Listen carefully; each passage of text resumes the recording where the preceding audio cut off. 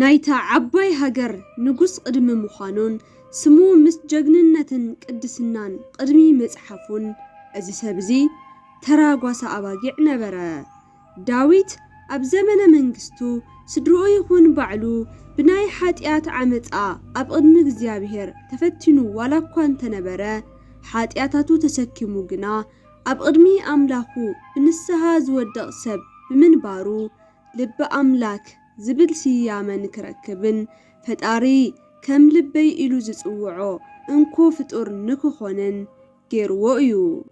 ሰላም ዝኸበርኩም ተኸታተልቲ ኣብ ናይ ሎማዓንቲ ታሪኽና ካብ ጓሳነት እስካብ ንግስነት ካብ ህፃንነት እስካብ ዘደንግጽ ሓጢኣትን ዘሎ ናይቲ ተፈታዊ በዓል በገና ንጉስ ቅዱስ ዳዊት ናይ ህይወት ታሪክ ክንርኢና። ሓደሽቲ ዝኾንኩም ሰብስክራይብ ነባራት ዝኾንኩም ድማ ቪድዮና ላይክ ብምግባር ጀምርዎ። ኣብቲ ሽዑ ሰዓት ነቲ እስራኤላውያን ዝፈተውዎን እግዚአብሔር ዝፈቀደሎምን ንጉስ ሳኦል ዝቀብአ ነቢዩ ሳሙኤል ብህይወት ነይሩ እዩ። ካብ ዕለታት ሓደ መዓልቲ ድማ እግዚአብሔር ፍሉይ ቅብኣት ሒዙ ናብ ናይ እሰይ ገዛ ንክኸድን ካብ ደቂ እሰይ ድማ እቲ ሓደ ንጉስ ከም ዝኾነን ነጊሩ ንሳሙኤል ይልእኾ። ሳሙኤል ንናይ እሰይ በኹር ወዱ ኤልያብ ምስ ረኣየ ብልቡ እግዚአብሔር ዝመረጾስ እዚ እዩ ዝኸውን ኢሉ ሓሰበ። እግዚአብሔር ግና ናይ ቁመቱ ምንዋሕን ጽባቕኡን ኣይትርአ ንጉስ ንክኾን ንዑ ኣይመረጽኽዎን በሎ። እሰይ እውን አቢናዳብ ንዝተባሃለ ወዱ ብምቕራብ እግዚአብሔርስ ንዝውንዶ ኣይመረጾን ይብል። እሰይ ንሸውዓተ ኣወዳት ደቁ በብተራም ጾም። ሳሙኤል እውን እግዚአብሔር ነዚኦም ኩሎምስ ኣይመረጾምን ኣወዳት ደቅኻ እዚኦም ጥራሕ ድዮም ብምባል ይሓቶ። እሰይ ቀጺሉ ሕሳስ ወደየሎ ኮይኑ ግና ህፃን ብምዃኑ ኣባጊዕ ዝሕሊ ዘሎ ብምባል እሰይ ይምልስ። እቲ ቆልዓ ስሙ እውን ዳዊት እዩ። እሰይ ንዳዊት ምስ ኣቕረቦ ኣብ ቅድሚ እግዚአብሔር ሞገስ ረኸበ። ንሳሙኤል እውን እቲ ኣነ ዝመረጽክዎስ ንሱ እዩ እሞ ንጉስ ንምዃኑ እቲ ቅብኣ ነገስ ቅብአዮ ብምባል እግዚአብሔር ኣዘዞ። ዳዊት ኣብቲ ሽዑ ሰዓት ኣብ ህይወት ታሪኹ ኩሉ ግዜ ዝለዓል ታሪኽ ፈጺሙ እዩ። እቲ ግዜ እስራኤላውያን ምስ ፍልስጤማውያን ውግእ ንምግባር ዝዳለውሉ ሰዓት እዩ ነይሩ። ኮይኑ ግና እስራኤላውያን ጎልያድ ዝተባሃለ ቁመቱ ልዕሊ 3 ሜትሮ ዝኾንን ጉልበቱ ካብ ሓፂን ዝበርትዐን ሰብ ብወገን ፍልስጤማውያን ብምንባሩ ምስ ፍልስጤም ምውጋእ ከቢድ ይኾኖም። ጎልያድ እውን ቀፂሉ ምሳይ ንክትዋግኡስ ስለምንታይ ይኸብደኩም? ኣነ ፍልስጤማዊ እስኹም ባርያታት ሳኦል ዶ ኣይኾንኩምን? ካባኻትኩም ንሓደ ምረፁ። እቲ ዝመረጽኩምዎ ምሳይ ተጋጢሙ እንተሲዕርንስ ሕና ፍልስጤማውያን ኣብ ትሕቲኹም ባሮት ኢና። ነቲ ሕሪኹም ኣነ እንተ ደኣ ሲዕረዮ ድማ እስኻትኩም ኣብ ኢድና ባሮት ኢኹም ብምባል ይናገር። ዳዊት ካብ ኣቦኡ ንተዋጋእቲ ኣሕዋቱ ስንቂ ንከቐብል ኣብ ዝተለኣኸሉ እዋን እዚ እንትሰምዕ ንጎልያድ ንዝተዋግኦ ሰብስ ንጉስ እንታይ ይገብረሉ ብምባል ይሓትት። ንጉስ ሳኦል ንዚ ፍልስጤማዊ ንዝቐተለ ሰብ ብዙሕ ሓፍቲ ክህቦ እዩ፣ ምስ ናይ በዓል ጓል እውን ከመርዕዮ እዩ ዝብል መልሲ ይረክብ። ይኹን ደኣ እምበር ጎልያድ ብጣዕሚ ገጅፍ ብምንባሩ እስራኤላውያን ኩሎም ይፈርሕዎ። እዚ እናሃለወ እቲ ንኣሕዋቱ ክሓትት ዝመፀ ዳዊት ግና ኣነ ክገጥሞ እየ ዝብል መልእኽቲ ናብ ንጉስ ይልእኽ። ዳዊት ንጎልያድ ክበኣሶ ከም ዝደሊ እቶም ወታደራት ንንጉስ ሳኦል እንትነግርዎ ሳኦል ግና ንዳዊት እስኻ ንዑ ክትገጥመሎ ይትኽእልን፣ እስኻ ገና ህፃን ቆልዓ ኢኻ፣ እሱ ግን ዕድምኡ ሙሉእ ክዋጋእ ዝነበረ ወታደር እዩ ብምባል ይመኽሮ። ዳዊት ግና ኦ ጎይታይ ኣባጊዕ ኣቦይ ኣብ ዝሕልየሉ ሰዓት ነባጊዐይ ክወስድን ዝመፁ ብዙሓት ኣራዊታት ቀቲለ እየ። ንዚ ፍልስጤማዊ እውን እግዚአብሔር ኣብ ኢደይ ሕሊፉ ክህበኒ እዩ፣ ከምቶም ኣራዊታት እውን ክገብሮ እየ በሎ። ሳኦል እውን በል ኽድ እግዚአብሔር ይሓግዝኻ በሎ። ሳኦል ንዳዊት ንውግእ ዘድልዩ ዕጥቂ ዋላ እኳ እንተቕረበሉ ዳዊት ግና 5 ጸጻራትን ወንጭፍን ጥራሕ ሒዙ ናብ ጎልያድ ይኸይድ። ጎልያድ ንዳዊት እንትሪኦ ብጣዕሚ ይግረም። ዳዊት መልክዑ ዝጸብቐን ጸጉሩ ዝለስለሰን ህፃን ብምንባሩ ጎልያድ ብንዕቐት ዓይኒ ይሪኦ። ቀፂሉ እውን ጸጸር ሒዝኻለይ ትመጽስ ኣነ ኸልብዶ ኮይነ ብምባል ብስም ጣዖታቱ ንዳዊት ይረግሞ። ጎልያድ ብግዝፈቱ ዝተኣማመንን ክገጥሞ ዝተዳለወ ዋላ ሓደ ሰብ ዘይረኸበን ነበረ። ጎልያድ ካብ ናይ ቁመቱ ንውሓት ብዝዘለለ ኣብ ሰውነቱ ዝተሰቐሉ ናይ ነሓስ ክዳውንትን ቆቢዕን በእስራኤላውያን ተፈራሕን ዘይድፈርን ንክኾን ገይርዎ እዩ። ጎልያድ ብናይ ዳዊት ህፃንነት ምስ ኣላገፀ እናባይንዓ ስጋኻ ቆራሪፀ ንሽላ ክህብኦ እየ ብምባል ይጭድር። ዳዊት እውን ንስኻ ሰይፍን ጦርን ሒዝካ ክትመፀኒ ኢኻ፣ ኣነ ግና ናይ እግዚኣብሔር ስም ሒዘ ክመፀካ እየ። ሕዚ እውን እቲ ዝተዳፈርካዮ ናይ እስራኤል ኣምላኽ ኣብ ኢደ ሕሊፉ ክህበኒ እዩ። እዚ ኩሉ እውን ምድሪ ብምልኣ ብወገን እስራኤል ኣምላኽ ከም ዘሎ ንክትፈልጥን ብሰይፍን ጦርን ከም ዘይድሓን ንክትርዳእን እዩ ብምባል መለሶ። ቀፂሉ ዳዊት ናብ ጎልያድ እናጎየየ ካብተን ዝሓዘን ጸጸራት ሓንቲ ኣልዒሉ በቲ ወንጭፍ ይጭምት። እታ ኣምኒ ብቐጥታ ኸይዳ ኣብ ናይ ጎልያድ ገንበር ተዓልብ። ጎልያድ እውን ሽዑን ሽዑ ወዲቑ ይመውት። ፍልስጤማውያን እቲ ዝዋግአሎም ዝነበረ ሓያል ጎልያድ ከም ዝሞተ ርእዮም ንድሕሪት ይጎዩ። እስራኤላውያን ስዒቦም እውን ንፍልስጤማውያን ብውግእ ይስዕርዎም።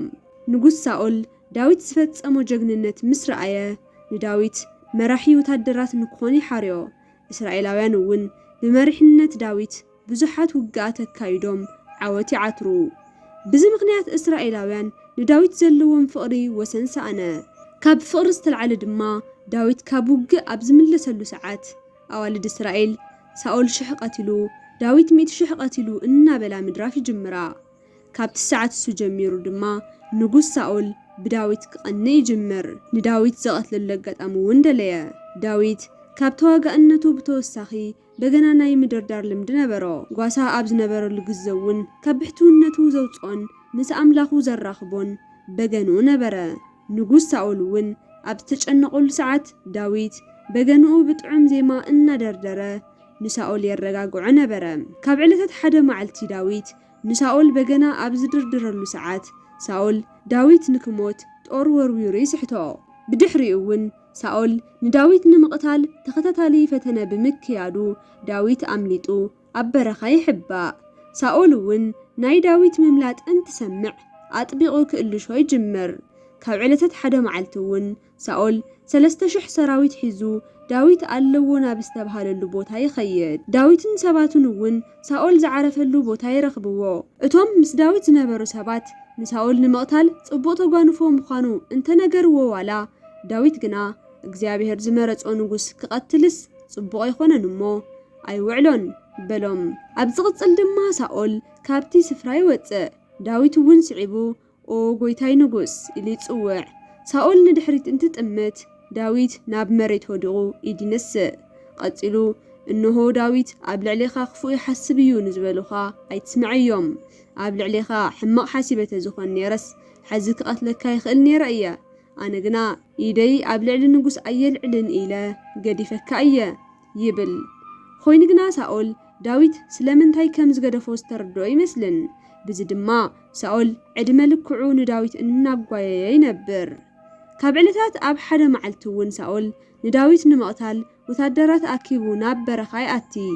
እዚ ዝሰምዐ ዳዊት ሳኦል ኣበይ ከም ዝሰፈረ ዘጻርዩ ሰባት ድሕሪ ምልኣኹ ሳኦል ናብ ዘለዎ ንምኻድ ተልዓለ። ወዲ ሓፍቱ ዝኾነ ኣቢሳ እውን ምስ ዳዊት ንምኻድ ተልዓለ። ሳኦልን ሰባቱን ኣብ ዝደቀስሉ ሰዓት ዳዊትን ኣቢሳን ንጉስ ናብ ዝርከበሉ ድኳን ድምፂ ከየስምዑ ይኣቱ። ኣብ ናይ ሳኦል ትርኣስ ዝነበረ ናይ ማይ ኳዳን ናይ ንጉስ ጦርን ኣልዒሎም ድማ ናብ ብራኸ ይድይቡ።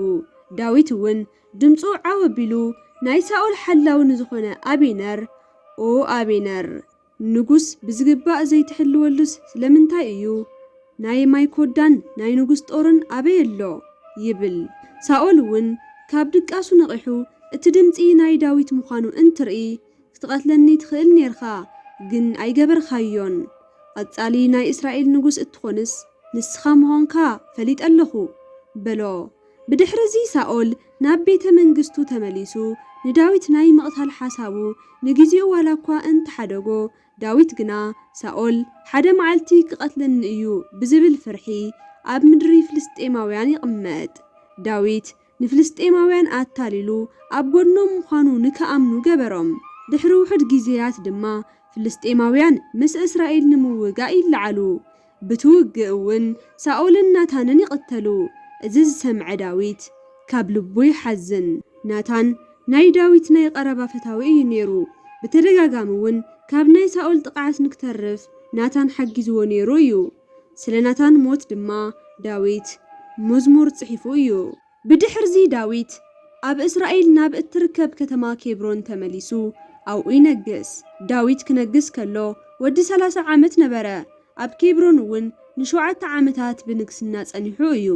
ሽዑ ካብ ዝተወለድሉ ኣወዳት ደቁ ድማ ኣምኖን፣ ኣቤሴሎምን ኣዶንያስን ዝጥቀሱ እዮም። ዳዊት ንስኡ ምስ ዝነበሩ ሰባት ኮይኑ እታ ኢየሩሳሌም እትበሃል ከተማ ንምቁጽጻር ይለዓሉ። ኢዮአብ ንዝተባሃለ ወዲ ጾርያ ማለት እውን ንዳዊት ወዲ ሓፍቱ ናይቲ ውግእ መራሒ ነበረ። ዳዊት ንኢዮአብ ሓለቓ ሰራዊት ድሕሪ ምግባሩ ዳዊት ኣብታ ዓባይ ከተማ ኢየሩሳሌም ንጉስ ኾነ። ኣብ ዘመነ ንግስና ዳዊት እስራኤል እታ ሓያል ሃገር ኾነት። ዳዊት እውን ብዙሓት ውግኣት ድሕሪ ምሕላፉ ንባዕሉን ንህዝቡን ምስ ኣረጋግዐ እስራኤላውያን ንእግዚኣብሔር ዘምልኹሉን መስዋዕቲ ዘቕርብሉን ቤተ መቕደስ ክሰርሕ ደለየ። እቶም ህዝቢ ልዕሊ 400 ዓመታት ዘቑፀረ ሙሴ ኣብ ዝሰርሖ ቤተ መቕደስ የገልግሉ ብምንባሮም ዳዊት ሓድሽ ቤተ መቕደስ ክሰርሕ ተመነየ። እግዚአብሔር ድማ በቲ ነቢይ ዮናታን ገይሩ እስኻ ናይ ውግእ ሰብ ብምዃንካ መቕደሰይ ኣይትሰርሕን፣ መቕደሰይ ዝሰርሕስ ወድኻ እዩ፣ ኮይኑ ግና ንዓኻ ክባርኸካ እየ፣ ካብ እትወልዶም እቲ ሓደ ኣብ ልዕሊ ህዝበይ ነጊሱ ንዘለዓለም ክገዝእ እዩ ዝብል መልእኽቲ ይልእኸሉ።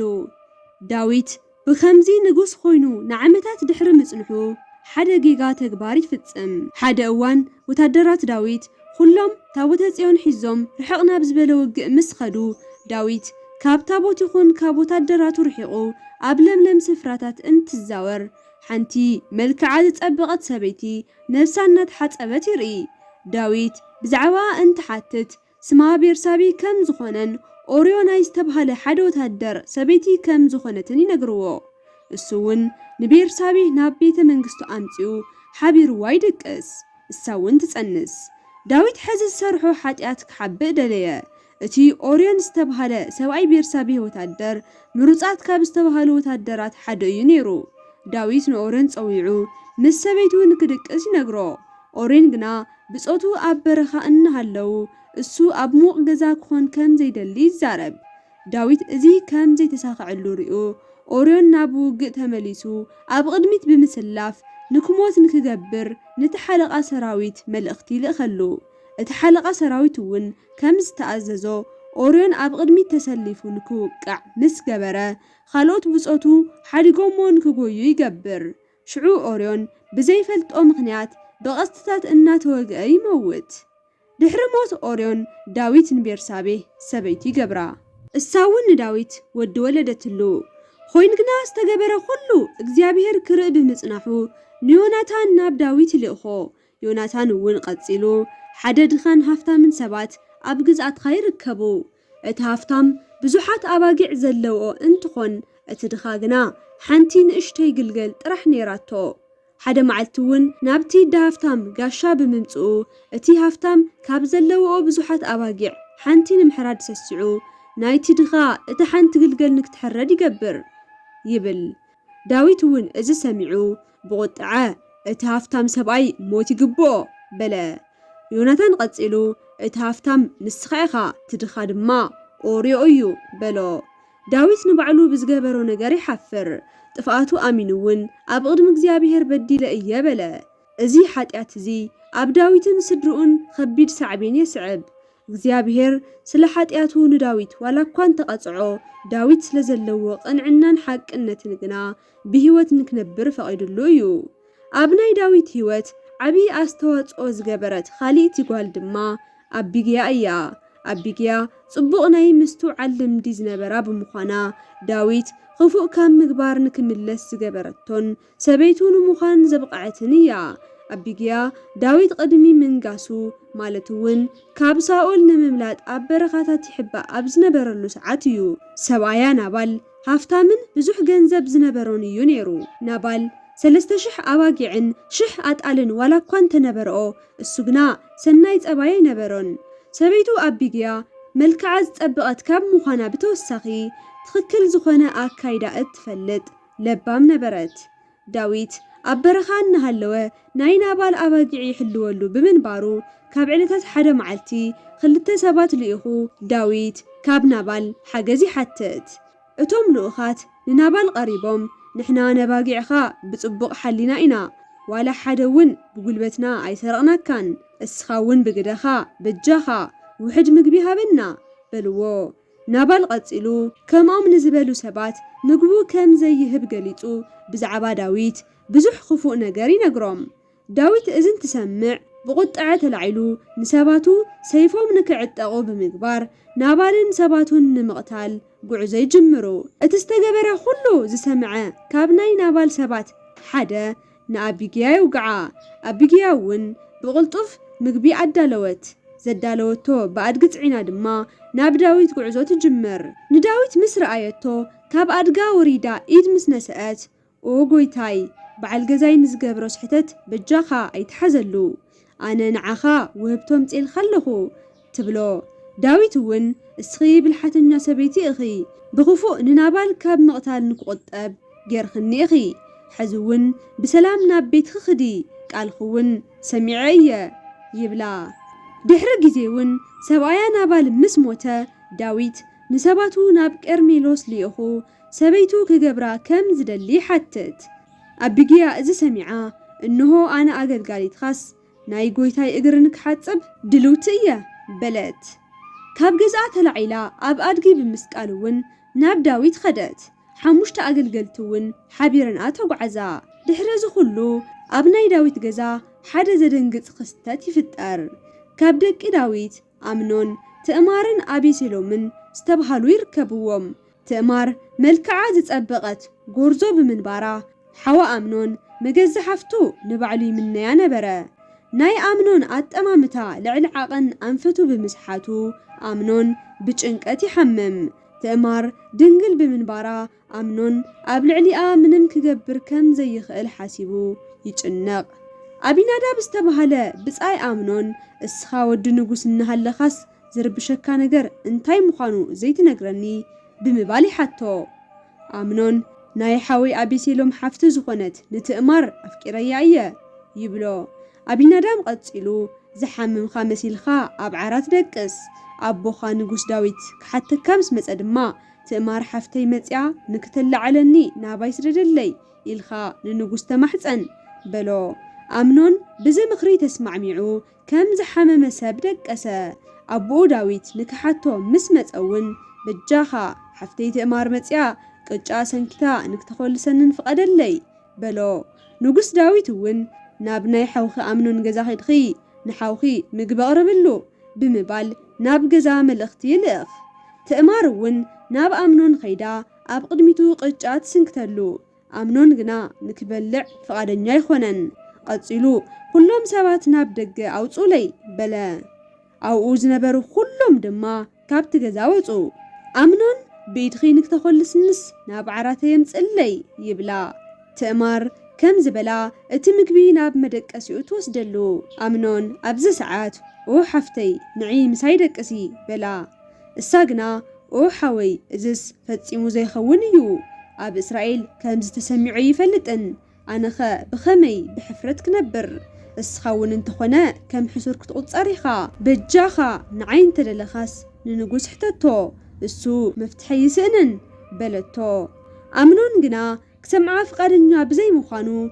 نتأمر أجددو يدفرا بدحري أون أمنون أمريرو يتألا قبل علي آز حدورو تسألي نعا كابز نبرو فقري بعس في جزف قتلون تلعلي وتسألي يبلا تأمر جنا أو حوي أزس أيخونن قبل علي كابز فتسأم خيو تكبرن العلي نعاي مبرارخا زخاف أيو بلتو أمنون جنا كاب أقلقلتون حدث أوعو نزا سبيتي ناب دقو تسألي قبل علي أون برعصو بلو تأمر دناقل زخونا دك نقوس تخدنو وقب قمش تخدينا نبرت الساقنا اتي وقب قمشا قددتو قبل علي أون حمد نسنست إنا بخيت دما وطيا خدت أمنون نتأمر بحقي فتيوا زي خونس نسقاوي سمعيتو طرحيو دلي واز نبرة تأمار بحوا قبل علي بزبط بدل إنا بخيت انت ملس خالي حوا أبيسيلوم يرخبا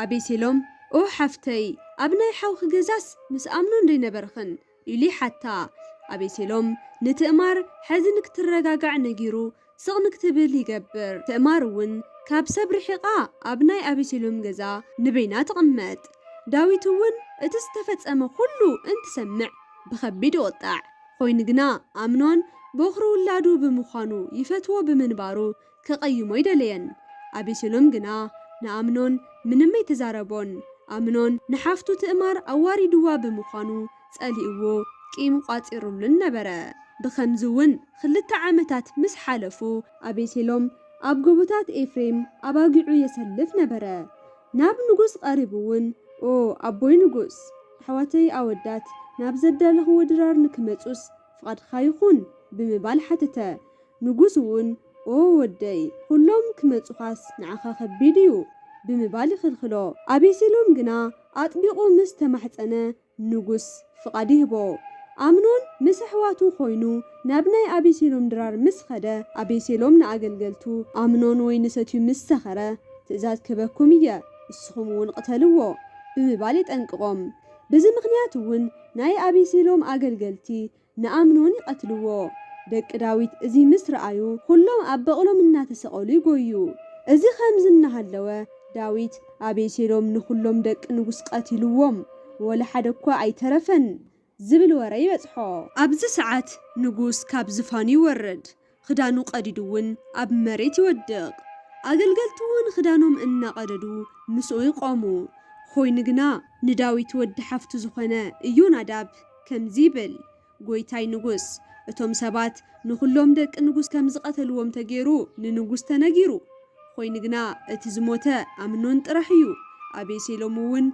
ازك جبر زخاله أمنون نحفتو تأمر مسنورلو أبيسيلوم ازن مقبار تليمو يتأنيحو حزون قويتاي نقوس كلهم دك نقوس تقتلهم نزبل وقعس ازن يوهبو اتزموتا أمنون ترحيو يبلو إذا خمزنا هاللوه اتوم استرفو دك داويت يمتو أبيسيلوم ون كابتي بوتا يملت داويتن دقون سلا أمنون حزنو داويت سلا ولادو نمعالتات بخيا أبيسيلوم جنا تفيقو ناي قاشر نقوس نابزو خونه تال ما يخيد أب قاشر ون 3 عامت تقمت ناي حفتو مدفار كرسع زي خال أبيسيلوم معالتات حليو سلا ناي تأمار حنفة ديا داويت أب زمن منقستو بزحات سناي تقبارات فتسأمه ولا كوانت خونه حد جيجاتات مفتسأمو جني ترفن سبيت خالي إذ نبرت بير سابه وسيدو ناي بعلو مقبارون سبايا أوريون مقتالو نون